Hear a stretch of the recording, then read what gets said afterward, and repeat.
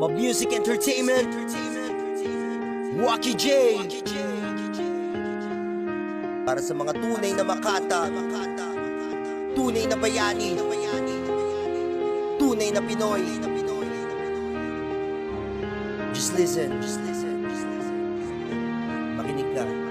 Isa ko sa sumasaludo sa monumento ni Rizal, dahil siya ay namatay na may prinsipyo at dangal. Talagang di matatawaran ang kanyang ginawa. Binigyan niya ng pag-asa ang bawat maralita. Bata pa lang siya, ginugulang sarili sa pag-aaral. Imbis makipagbuno, talino ang kanyang pinairal. Ang galing siya sa Universidad ng Santo Tomas. Simpleng estudyante na pangarap ay mataas, hanggang dumating sa punto na sinubok ang sarili na ang Pinas. Sinakop ng mga dayuhan na rebelde, tanging papel panulat lang kanyang sandata. Hindi gumamit ng barel, utak ang pinagana. Bumuo ng iba't ibang kataga upang ang bansang Pilipinas bumangon sa pagkadapa. Jose Rizal, dakilang bayani kong ituri. Kahit buhay ang kapalit, pinagpatuloy ang layunin upang ipadama sa mga dayuhang nananako na ang Pilipino matapang at di natatakot. Sa putok na baril, buga ng kanyon, sandata nakakahiwa. Dahil ang dugo na Pinoy, alam naman natin sadyang mahiwaga. Iba't ibang kwento, iba't ibang tao na di dapat limutin ng bawat Pilipino. Bayani kong ituring may natatanging galing,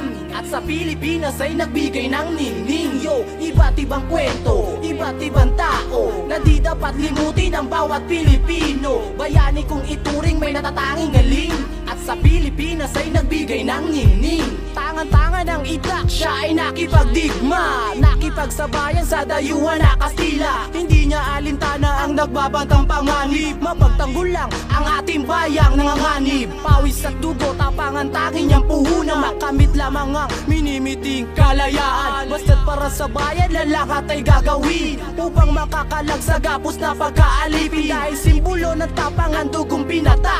Kung anong talas ng dila ay talas din ng ita, upang makadlangan sino man may masamang hangarin na ang ating sinilangang bayan ay gustong sakupin. Pero di nagpadaig ang utak ng katipunero, nagtatag ng KKK, Gat Andres Bonifacio. Sa ating kasaysayan, isa siya sa mayambag, parang guhit na maestro na mahusay alimbag. Kaya kahit sugatan ang iyong pangangatawan, madapa ng ilang beses o maging talunan, ay huwag kang bibitiw sa hinahawakan mong prinsipyo. Lagi lang isipin na ikaw ay Pilipino. Iba't ibang kwento, iba't ibang tao na di dapat limutin ng bawat Pilipino. Bayani kong ituring may natatanging galing, at sa Pilipinas ay nagbigay ng ningning. Yo, iba't ibang kwento, iba't ibang tao na di dapat limutin ng bawat Pilipino. Bayani kong ituring may natatanging galing, at sa Pilipinas ay nagbigay